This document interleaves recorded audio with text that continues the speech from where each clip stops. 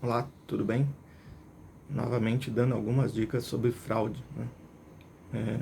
Alguns anos atrás, quando foi noticiado na mídia o vazamento de todos os dados de todos os brasileiros, eu falei que em um curto espaço de tempo a gente ia começar a perceber o reflexo desse vazamento e, dito e feito, cada vez mais a gente se depara com informações na mídia informando a quantidade de contas falsas que estão sendo abertas, enfim. E é um risco que todo mundo está sujeito, você não, é pior, você não consegue evitar, tá?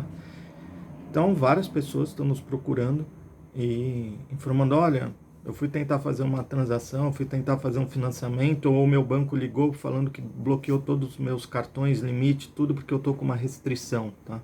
Então, essas pessoas nos procuram muitas vezes quando elas estão impedidas de fazer alguma atividade da sua vida financeira. E elas, daí a gente faz investigação, muitas vezes a gente está percebendo que essas pessoas estão sendo vítimas de transações financeiras que não realizaram, seja uma abertura de conta, financiamento de veículo, financiamento de, muitas vezes, de celular, cartões em lojas, cartões de crédito em banco, enfim. Os falsários utilizam os dados, né, dessas pessoas, muitas vezes eles montam um RG falso, conseguem abrir uma conta digital, enfim. Eles, na verdade, assim, o mundo do crime, ele está sempre muito criativo, e eu falo que ele está, tipo, 10 passos à frente do que o nosso. Então, a criatividade deles é algo surreal. Quando a gente pega para avaliar os casos, a gente vê que eles têm uma criatividade absurda, e eles conseguem colocar isso em prática e estão conseguindo ter muito sucesso com isso.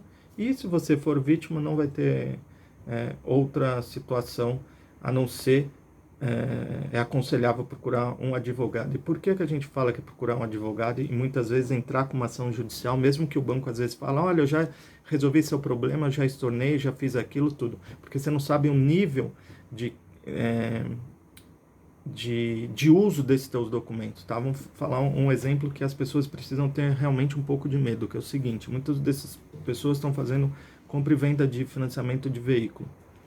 Imagine amanhã depois você mora em São Paulo, estão usando seus dados, vão colocar no Acre, totalmente distante. Corre um acidente lá com um veículo que você nem sabe que foi financiado no seu nome. Tem vítima ou foi utilizado para roubo, seja o que for. Você aqui em São Paulo, em um determinado momento, você pode receber a polícia na sua casa querendo ter informações.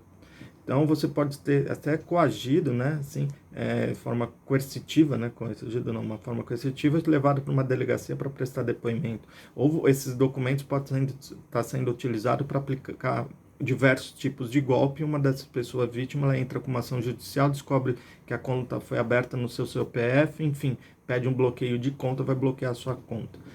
Então, o que a gente fala para as pessoas, se você for vítima desse tipo de golpe, não que não seja importante e de bom senso dos bancos ou das financeiras, enfim, reconhecer o problema de imediato.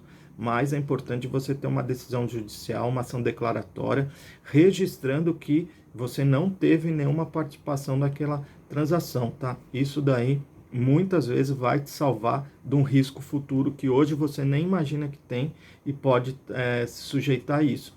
Digo mais, se você muitas vezes faz uma composição extrajudicial com o banco sem ter nenhum documento formalizado sobre isso, amanhã depois, se você tiver que prestar algum esclarecimento no âmbito criminal, o seu poder de alegação vai ficar muito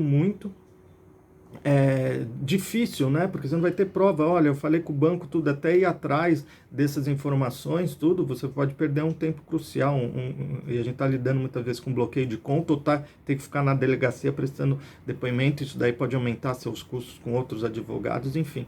Então, se você for vítima de abertura de conta falsa, por mais simples que ela possa parecer, tá? Procure um advogado especialista em fraude bancária, alguém que você tenha um conhecimento, porque uma situação simples, tá? Vamos supor, fez um empréstimo qualquer de um cartão que não pagou de R$ 100, tá? Eventualmente, o que está por trás disso pode trazer um prejuízo para você muito maior que você não está dimensionando. Então, tome muito cuidado. Quem puder utiliza esse serviço desses grandes órgãos de proteção de crédito, que eles fazem o monitoramento se estão utilizando o seu CPF ou não, e é interessante acompanhar isso, tá bom? Um grande abraço a todos e espero que você também nunca passe por isso, mas saiba que todos nós, inclusive eu já fui vítima, até volto a falar, acho que uma ou duas vezes desse tipo de golpe, a gente está sujeito a ser vítima de fatos como esse, tá bom? Um grande abraço.